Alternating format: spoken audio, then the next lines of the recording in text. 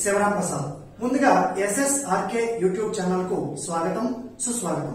ఈ రోజు మనం 3వ తరగతిలో ఉన్నటువంటి పొడుపు విడుపు అనేటువంటి పాఠాన్ని గురించి తెలుసుకుందామా?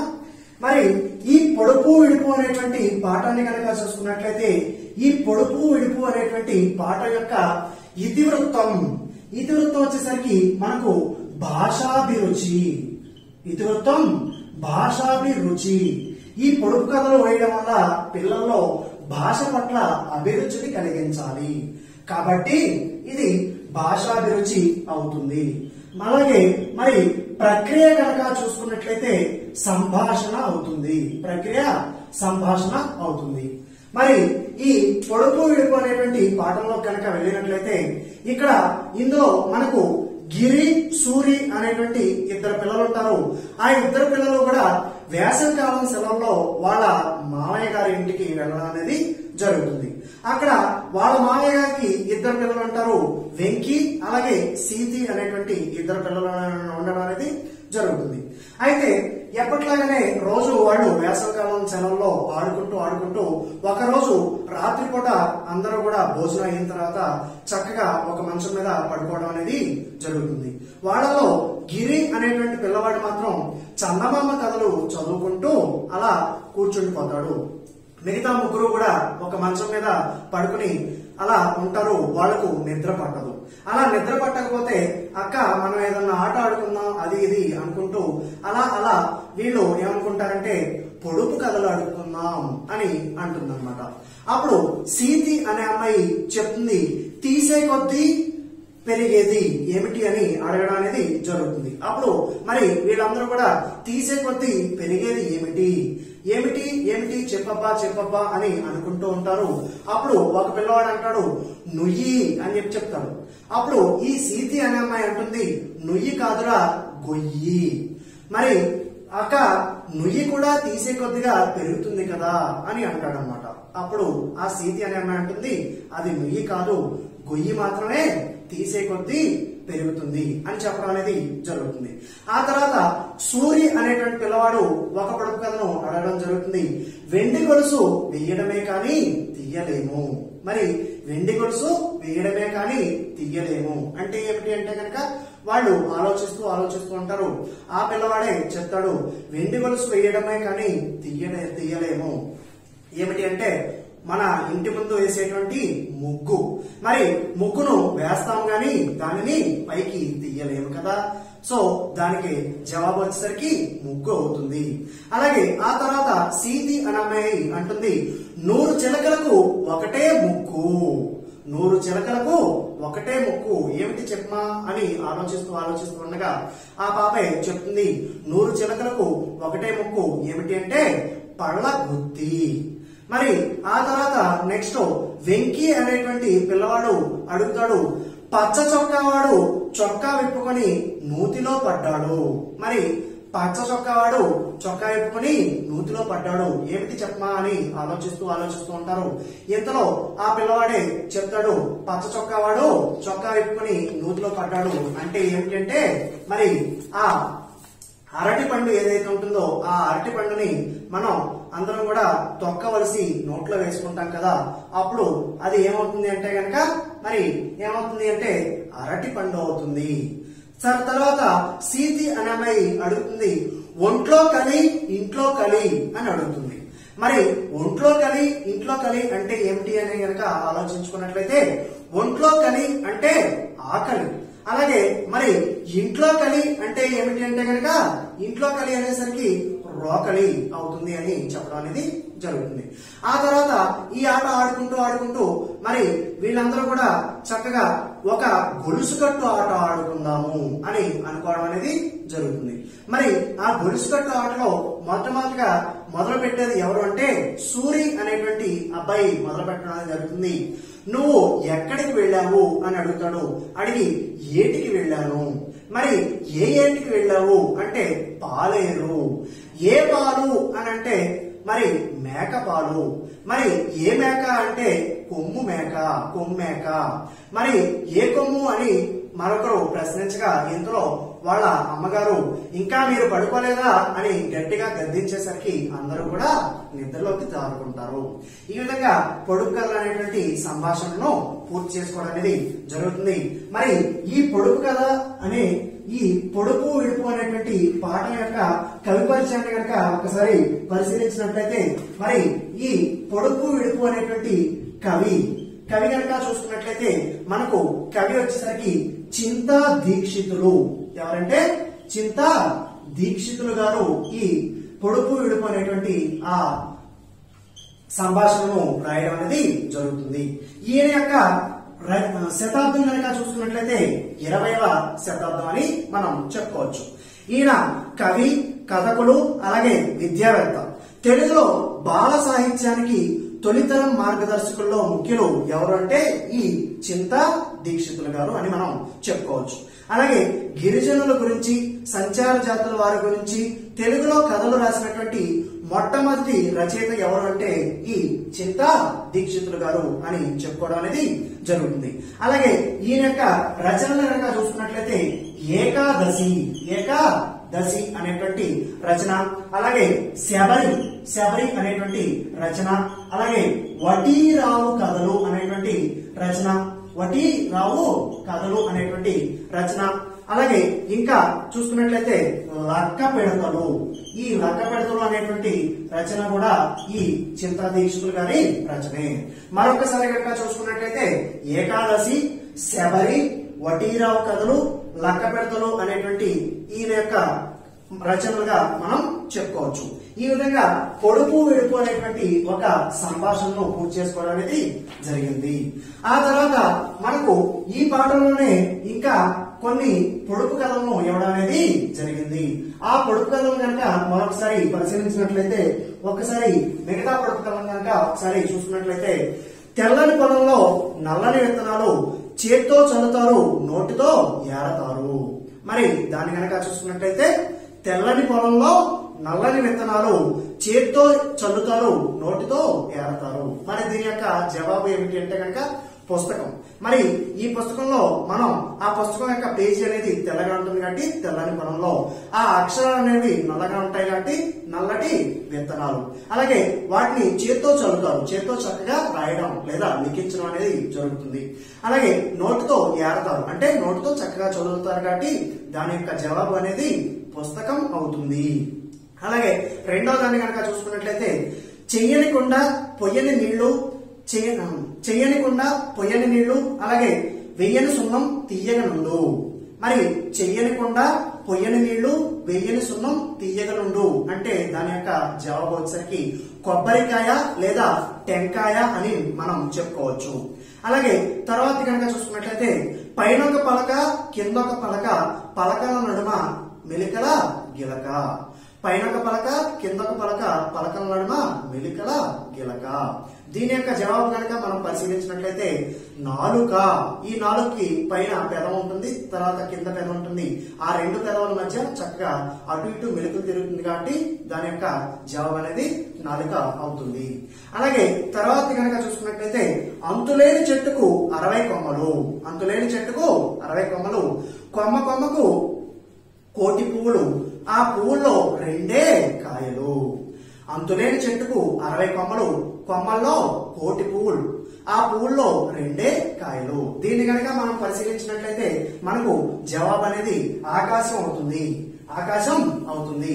మరి ఆ విధంగా మరి ఈ పొడుపు కథలను కనుక చూసుకున్నట్లయితే మనకు 2018 కానీ అంతకు ముందు కానీ టెట్లలో వచ్చినటువంటి ఎక్కువ శాతం బిట్లు అనేది ఈ పొడుపు కథల మీద ఇవ్వడం అనేది జరిగింది.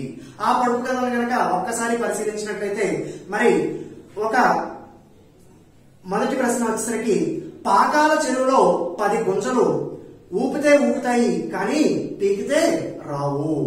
పాకాల చెరువులో 10 గుంజలు ఊపితే ఊగుతాయి కానీ పీకితే రావు. దీని యొక్క జవాబు కనుక మనం చూసినట్లయితే చేతి వేళ్ళు.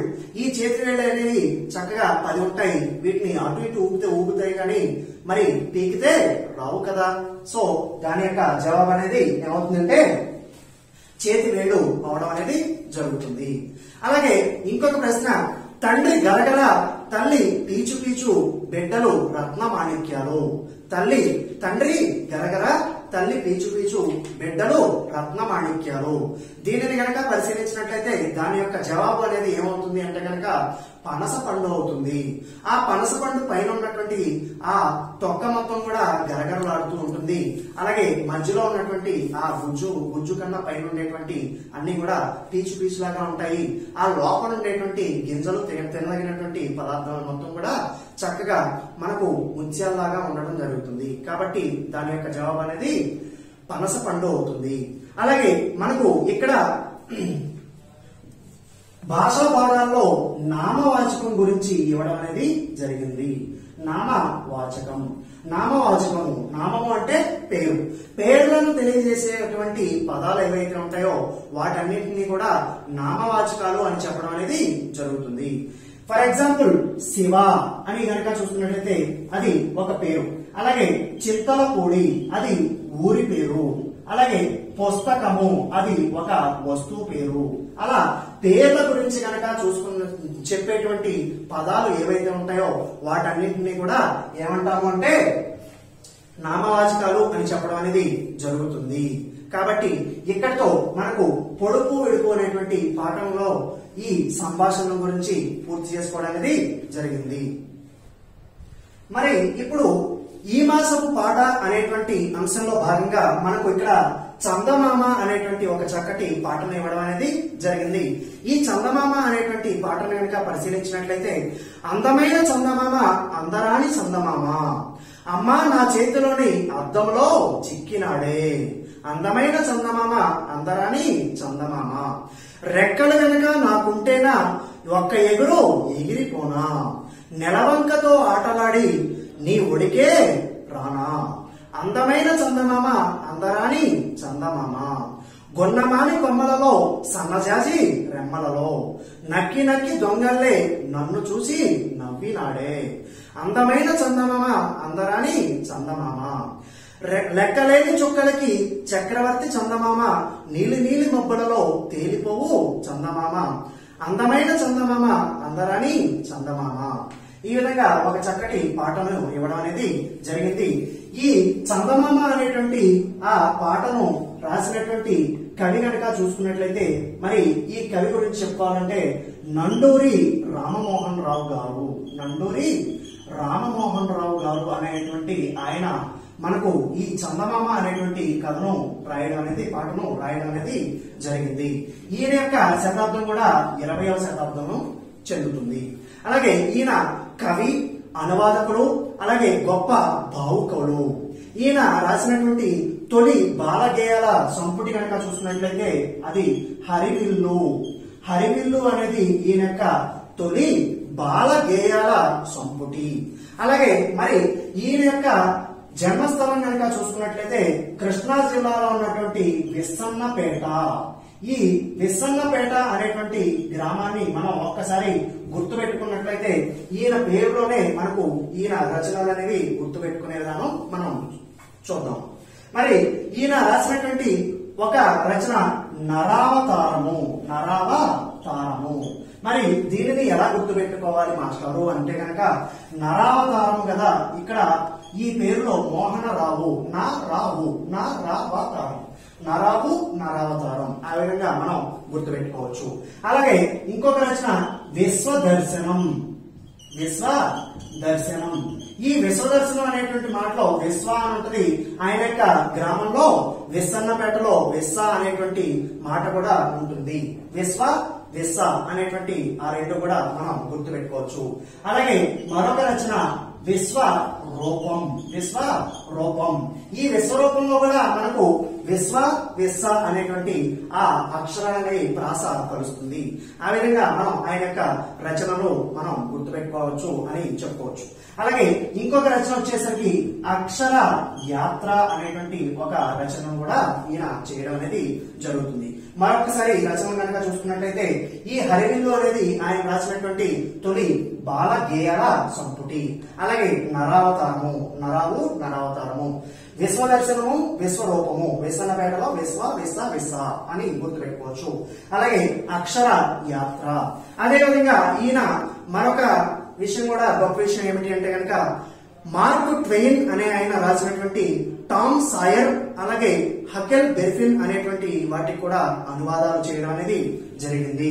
ఈ విధంగా మనం ఈ మాసం పాట అనే అంశంలో భాగంగా చందమామ అనేటువంటి ఒక పాఠం గురించి తెలుసుకోవడం అనేది జరిగింది.